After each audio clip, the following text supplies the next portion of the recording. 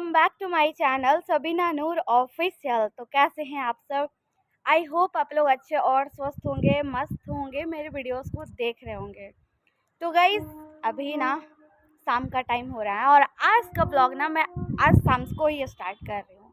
ठीक है, तो गाइज अभी ड्यूटी से आने के बाद खाना पीना खा ली हूँ। खाना पता है मेरे को ना मीठा चावल खाने का मन कर रहा था, तो थोड़ा सा अभी आकर के और राइस कुकर में ही, ज़्यादा नहीं थोड़ा, क्योंकि चावल तो उसका क्वांटिटी बढ़ता है ना, तो चावल बना करके और अभी छत पे लेकर के आई हूँ। फिनिश भी नहीं हुआ है, ठीक है। और अभी धूप का नज़ारा आप लोग देख सकते हो। तो गाइज लास्ट ब्लॉग में आप सब जैसे कि देखे और काफ़ी अच्छा प्यार मिला, ठीक है।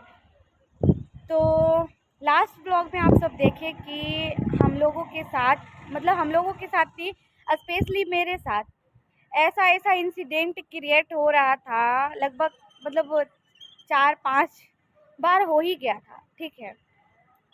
उस इंसिडेंट को फेस करने के लिए मेरे को ना बहुत ज़्यादा प्रॉब्लम्स का सामना करना पड़ा था, और आगे धीरे धीरे करके मैं आप लोगों के साथ शेयर करूँगी।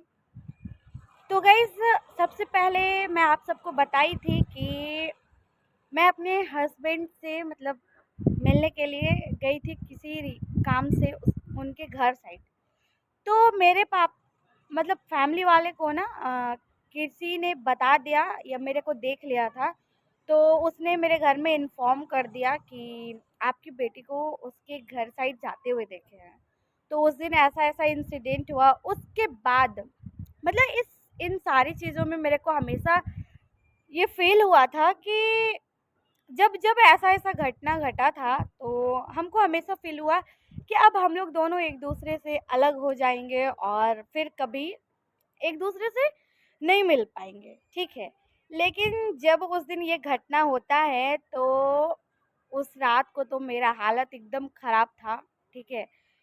क्योंकि वो मेरे लाइफ का फर्स्ट ऐसा डे था जिससे मैं इतना ज़्यादा घबराई हुई थी।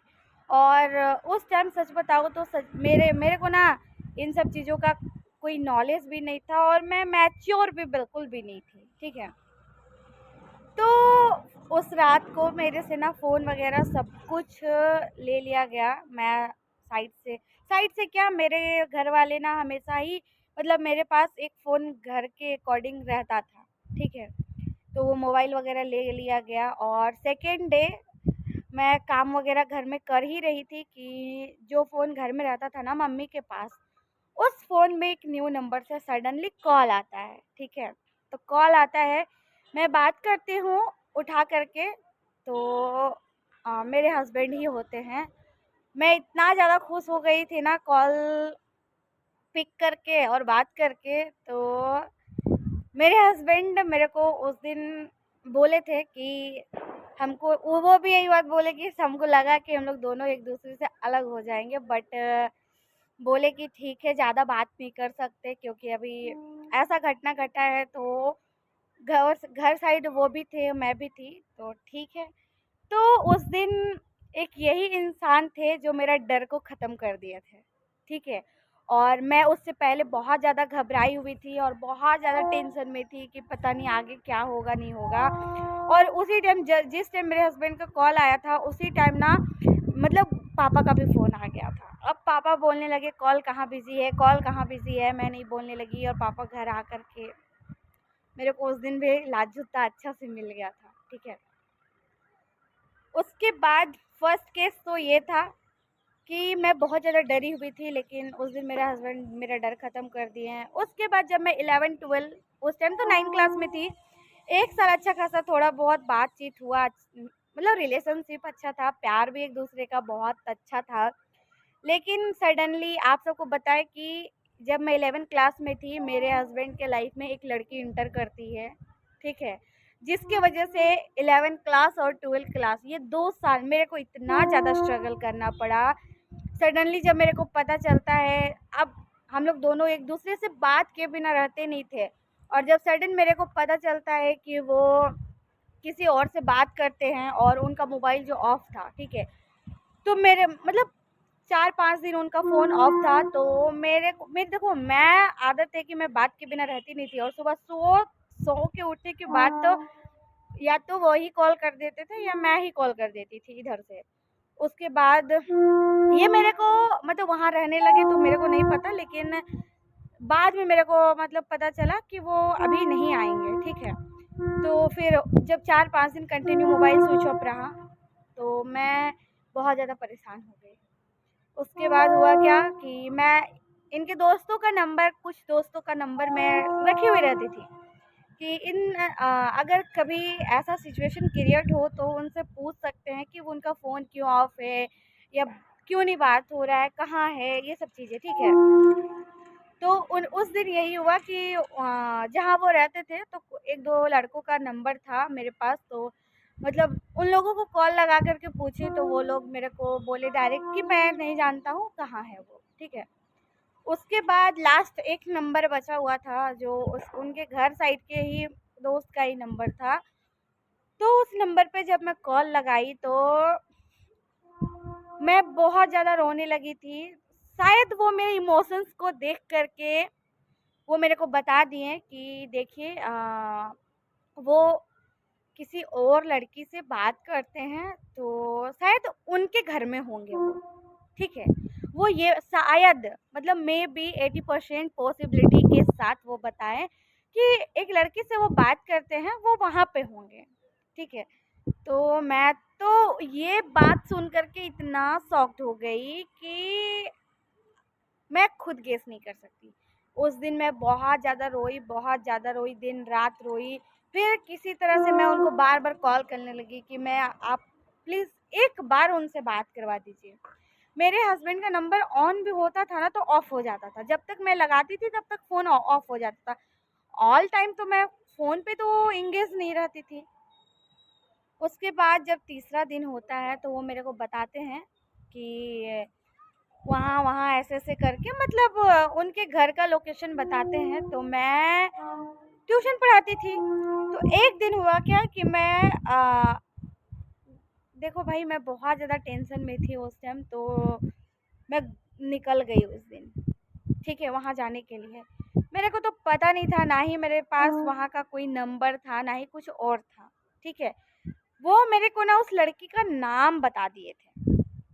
तो मैं वहाँ उतरी, वो बोले कि आप इस डेस्टिनेशन पे उतर जाना और वहाँ पे इसका नाम लेना, और वहाँ वहाँ के सब लोग बता देंगे कि वो घर कहाँ है, ठीक है।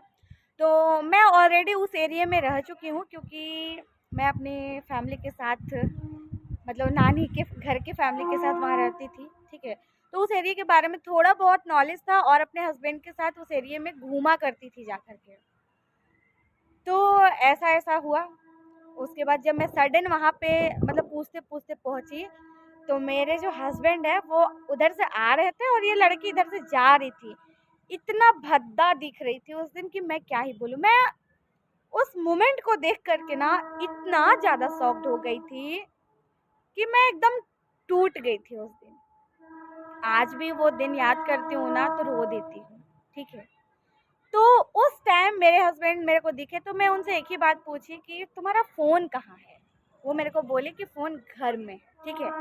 उसके बाद पीछे से जो लड़की थी उसके भाई लेके आता है, और वो जो फ़ोन है ना वो मेरे हस्बैंड को मैं ही दी थी। तो मैं अपना फ़ोन तो डेफ़िनेटली पहचान लूँगी भाई। तो फ़ोन मैं पहचान ली और मैं उनसे पूछी कि ये किसका फ़ोन है? मेरे हस्बैंड कुछ भी नहीं बोले, ठीक है। बस वो बोले कि नहीं, दोस्ती यारी है। बाद में बताने लगे कि दोस्ती यारी है, घर में ऐसा-ऐसा बात था इसलिए यहाँ के एटलीस्ट बताना तो चाहिए ना मेरे को। सडन आप फ़ोन कैसे ऑफ कर सकते हो मेरे को बताए? कम से कम बता देते कि हाँ, ऐसा-ऐसा बात है, मैं वहाँ जा रहा हूँ। तो ऐसा कुछ नहीं है। तो दूसरा बार मेरे हस्बैंड के खुद एक दोस्त थे जिससे इतना परेशान थी, इतना टूटी हुई थी, तो वहाँ तक जाने के लिए वो मेरे को थोड़ा-सा सपोर्ट किए, जिससे मैं थोड़ा हिम्मत वाली बनी, ठीक है। उसके बाद मैं गुस्से से उस दिन जब रिटर्न आ गई तो मेरे हस्बैंड बोले कि ठीक है, आज के बाद मैं उससे बात नहीं करूँगा। उनको भी टेंशन हो गया था। उसके बाद फिर से कुछ दिन तक ठीक चला, और ऐसा जो कंडीशन है ना, स्थिति जो है, वो फिर से स्टार्ट होता है, ठीक है। तो फिर मैं दोस्तों के साथ उनके पास कॉल करने लगी, तो मैं मतलब पूछने लगी तो वो लोग नहीं बताने लगे, ठीक है। तो मेरे साथ जो ऐसा-ऐसा घटना 3-4 बार घटा था इस इन केस में ना, एक बार तो मेरे हस्बैंड ही रोल मॉडल रहे हैं फर्स्ट में, क्योंकि वो सच में प्यार करते थे उस टाइम।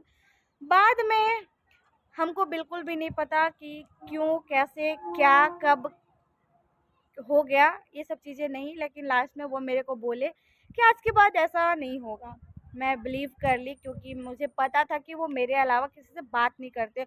और भाई मैं कॉलेज ट्यूशन में हमेशा इतना बिजी रहती थी ना कि मेरे को टाइम नहीं मिलता था, और जो भी टाइम मिलता था मैं इनसे बात ही कर लेती थी, ठीक है। तो ऐसा-ऐसा केस क्रिएट हुआ। तो गाइज़ कुछ लोग हैं, और एक बार और ऐसा घटना घटा, उस टाइम भी मेरे हस्बैंड मेरे से बात करना बंद कर दिए थे। उस टाइम भी रोल मॉडल जो है इनका दोस्त ही रहे थे, और मैं ट्यूशन पढ़ा करके आ रही थी और वो मेरे को बताए कि फिर से शायद उनका बात हो रहा है उस लड़की से, ठीक है। तो गाइज़ ऐसा-ऐसा केस था मेरे लाइफ में कि मैं अभी जो स्ट्रगल कर रही हूँ ना, पहले भी अपने लव लाइफ में बहुत ज़्यादा स्ट्रगल कर रही हूँ। हाँ, मानती हूँ कि मेरे हस्बैंड पहले मेरे से प्यार करते थे, लेकिन आज भी करते हैं भाई, ऐसा नहीं है कि नहीं करते हैं। बट उस टाइम जो मैं अपने लाइफ में ही एंगेज रहती थी, मैं इतना जानती थी कि हाँ, वो मेरे को छोड़ कर के कभी नहीं जाएँगे, वो हमेशा मेरे से बात करेंगे।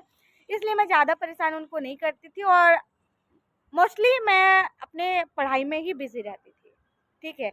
बट मेरे हस्बैंड थोड़ा-सा अपने डायरेक्शन को चेंज कर लिए थे, बट मैं भी बहुत ज़्यादा ज़िद्दी लड़की थी, और आज भी हूँ कि मैं, अगर मेरे को कुछ पता चलता है ना, तो मैं उस चीज़ को ना कब्बे-कब्बे करके और छान मार लेती हूँ, ठीक है। तो मेरे हस्बैंड के दोस्त लोग ही थे, और फर्स्ट में मेरे हस्बैंड ही थे जो मेरे साथ इतना-इतना जो प्रॉब्लम का आया, उस प्रॉब्लम के डर को ख़त्म किए, ठीक है। और आज मैं यहाँ हूँ। देखो भाई, उतार-चढ़ाव सबके लाइफ में आते हैं, ठीक है। हमारे लाइफ में भी थी, बट मैं बहुत ज़्यादा ज़िद्दी थी। मैं अपने हस्बैंड को बोल दी थी, मैं तुम्हारा नहीं तो कोई तुम्हारा नहीं, ठीक है। तो आज के ब्लॉग में मैं आप सबको यही बताई कि पिछले ब्लॉग में जो इतना सारा इंसिडेंट हुआ, मैं बहुत ज़्यादा टूट गई थी, लेकिन हिम्मत देने वाले कुछ लोग यही थे जो मेरे को साथ दिए और टूटने नहीं दिए। हाँ, थोड़ा-सा मेरे हस्बैंड का डायरेक्शन चेंज हुआ, बट एट द एंड मैं ही हूँ, ठीक है।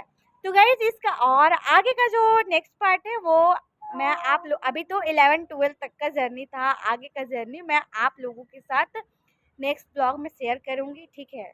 तो आज का ब्लॉग को मैं यहीं पे करती हूँ एंड, और आप सबसे मिलती हूँ एक और न्यू ब्लॉग में न्यू वीडियो के साथ।